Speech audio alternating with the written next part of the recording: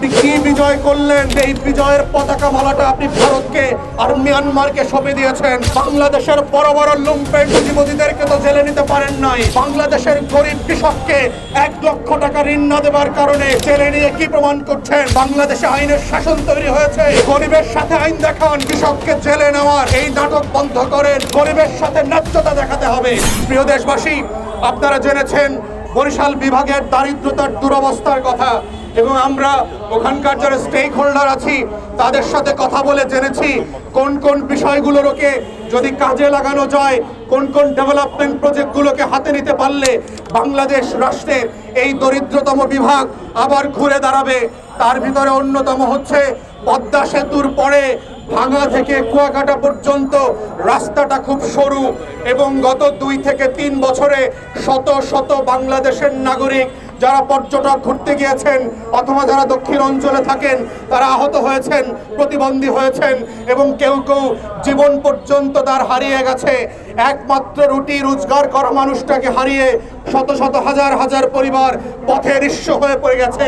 অতএব সেই বাস্তবতায় আমরা দাবি করছি সরকারের যোগাযোগ মন্ত্রণালয়ের দায়িত্বে যে উপদেষ্টা আছেন, ইমিডিয়েটলি 306 লাইন করে অথবা 8 লাইন করে যেই সড়কের মহাপরিকল্পনা ছিল পদ্মা সেতুর সাথে, সেটাকে আবার রিইনস্টেট করতে হবে। প্রয়োজনে আপনারা খরচকে রিভাইজ করেন। যদি মনে করে থাকেন এখানে লুটপাট হয়েছে, অতিরিক্ত টাকা খরচ করে বাংলাদেশে ব্যবসার রাজনীতি, উন্নয়নের রাজনীতি করা হয়েছে, আপনারা সেটাকে রিভাইজ করে খরচ স্ল্যাশ করেন। স্ল্যাশ করে এই বাজেটে এটাকে বরাদ্দ দিয়ে নতুন করে কাজ ইমিডিয়েটলি শুরু করতে হবে আগামী জুন জুলাইয়ের মধ্যে। আমরা দেখেছি বরিশাল শহর থেকে বাবুগঞ্জ এবং মুলাদি, হিজলা, মেহেন্দিগঞ্জের জনগোষ্ঠীকে ডিসকানেক্ট করে ফেলেছে একটা নদী, আড়িয়াল খাঁ এবং সুগন্ধা নদী। আমরা দাবি করেছি, ওই এলাকার অনেক বছরের দাবি ছিল সেই আড়িয়াল খাঁ নদীর উপরে একটা সেতু করা।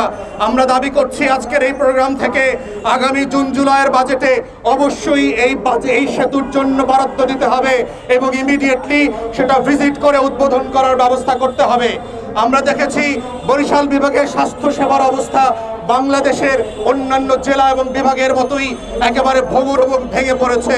বরিশালের সদর হাসপাতাল, বরিশাল মেডিকেল কলেজ হাসপাতাল, বাবুগঞ্জ, মুলাদি উপজেলা কমপ্লেক্স যেটা আমি ভিজিট করেছি, প্রত্যেকটা জায়গায় দেখলাম সাফিসিয়েন্টলি যে স্টাফ থাকার কথা সেটা নাই। বড় বড় ডাক্তাররা অফিস করেন না, সেখানে রুগীদের যাবার মতো ভালো জায়গা নাই। রাশেদ খান মেনন ঠিক ওই এলাকাতে বাপের জমিদারি কায়েম করেছিল, কায়েম করে একটা চরের ভিতরে, যেখানে উপজেলার অধিকাংশ মানুষ নদী পার হয়ে ট্রলার দিয়ে রুগী নিয়ে যেতে পারে না, সেখানে একটা উপজেলা স্বাস্থ্য কমপ্লেক্স করেছে পরিত্যক্ত অবস্থায়। ওই ইউনিয়নের অর্ধেক মানুষও ওই এলাকার ওই চরের ভিতরের হাসপাতালে অ্যাক্সেস করতে পারে না।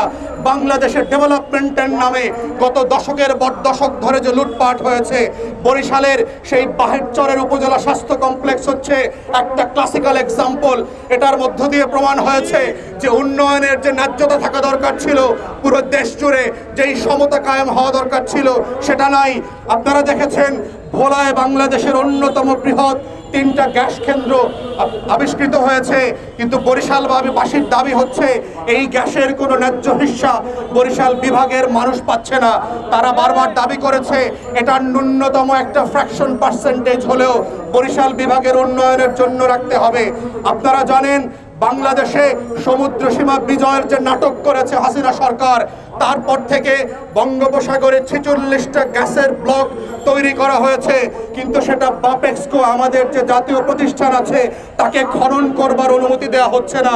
কিন্তু পাশ থেকে আমরা দেখতে পাচ্ছি বঙ্গোপসাগর থেকে ভারত এবং মিয়ানমারের লোকরা এসে, সেখানকার কোম্পানি এসে আমার দেশের পাইপলাইন দিয়ে গ্যাস এবং তেল উত্তোলন করে নিয়ে যাচ্ছে। তাহলে আপনি কি বিজয় করলেন যে এই বিজয়ের পতাকা মালাটা আপনি ভারতকে আর মিয়ানমারকে সঁপে দিয়েছেন? এটা তো ডেভেলপমেন্টের সাথে যায় না। তাই আমরা অনবরত বিলম্বে দাবি করছি যে এই যে 46টা গ্যাসের ব্লক বঙ্গোপসাগরে আছে, সেখান থেকে ইমিডিয়েটলি বাপেক্সকে দায়িত্ব দিয়ে এক্সপ্লোরেশনের ব্যবস্থা করতে হবে। বাংলাদেশের অন্যতম ভিজিটিং জায়গা হচ্ছে কুয়াকাটা।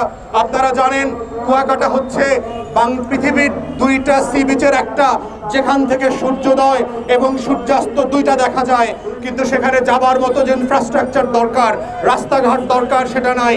আমরা দাবি করছি ঢাকা থেকে শুরু করে প্রত্যেকটা কানেক্টিং জেলার সাথে যেই অবকাঠামো ডেভেলপ করা দরকার কুয়াকাটাকে একটা পর্যটন হাবে পরিণত করবার জন্য, সেটা করতে হবে।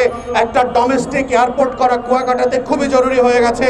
একটা ছোট্ট এয়ারপোর্ট করলে কক্সবাজারের মতোই কুয়াকাটা বাংলাদেশের আর একটা অর্থনীতিকে সাপোর্ট দেওয়ার মতো একটা বেস তৈরি হবে। বঙ্গোপসাগরকে ঘিরে বাংলাদেশের পর্যটন শিল্প এবং মৎস্য শিল্পকে ডেভেলপ করার সুযোগ আছে, সেটা করা হচ্ছে না। বরিশাল বিভাগে আমরা গিয়ে দেখলাম, যেটা রংপুর বিভাগেও আমরা দেখেছি, বাংলাদেশে 1 লক্ষ টাকা কৃষি ঋণ নিয়েছে এমন লক্ষ লক্ষ কৃষককে বকেয়া ঋণ দিতে না পারার কারণে মামলা দিয়ে হেনস্থা করা হচ্ছে, জেলে নেওয়া হচ্ছে।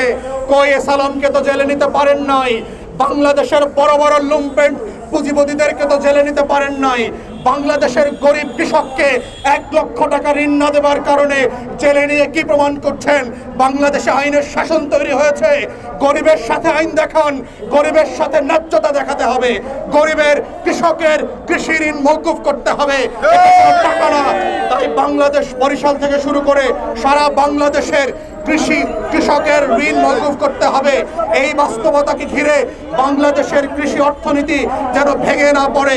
কৃষককে জেলে নেওয়ার এই নাটক বন্ধ করেন, সুদে আসলে কৃষকের কৃষি ঋণ মওকুফ করেন, নতুন করে লক্ষ লক্ষ কৃষক এবং বেকার যুবকদেরকে কর্মসংস্থানে ফিরিয়ে নিয়ে আসার জন্য যে ইন্টারেস্ট ফ্রি মাইক্রো ক্রেডিটের ব্যবস্থা করেন।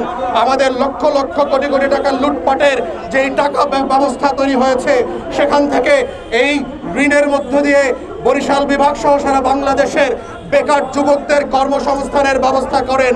এভাবেই বাংলাদেশের একটা বিভাগ যদি উন্নত হয়, অর্থনীতি ডেভেলপ করে, অর্থনৈতিক অঞ্চলের মধ্য দিয়ে কর্মসংস্থান তৈরি করা যায়, এটা বাংলাদেশের জাতীয় অর্থনীতিতে প্রচণ্ড রকম প্রভাব ফেলবে। বরিশাল থেকে লক্ষ লক্ষ মানুষের ঢাকায় আসার প্রবণতা কমে যাবে, এটার মধ্য দিয়ে ঢাকা খালি হবে। এবং এটাই হচ্ছে উন্নয়নের যে বিকেন্দ্রীকরণের কথা আমরা বারবার বলছি। সিঙ্গাপুরের গল্প না বলে সিঙ্গাপুরের মতো বিকেন্দ্রীকরণের অর্থনীতি তৈরি করেন, কানাডার গল্প না বলে কানাডার মতো বিকেন্দ্রীকরণের অর্থনীতি তৈরি করেন, মালয়েশিয়ার মতো সুইজারল্যান্ডের মিথ্যাচারের গল্প না করে বাংলাদেশের অর্থনীতিকে বিকেন্দ্রীকরণ করেন। প্রত্যেকটা জেলা এবং বিভাগকে ন্যায্যতার ভিত্তিতে উন্নয়নের সাফল্য নিয়ে আসার সুযোগ দেন। এটাই হচ্ছে আজকের বরিশাল বিভাগের দায় দরদের রাজনীতির প্রত্যাশা। এই আশাবাদ ব্যক্ত করে অন্তর্বর্তীকালীন সরকারকে প্রত্যেকটা বিষয়ে অনতিবিলম্বে অবস্থান নেওয়া এবং দাবি করছি তারা যেন এই বাজেটে যেখানে যেখানে ন্যূনতম বাজেট দেওয়া উদ্যোগ নেওয়া প্রয়োজন সেগুলো যেন করেন।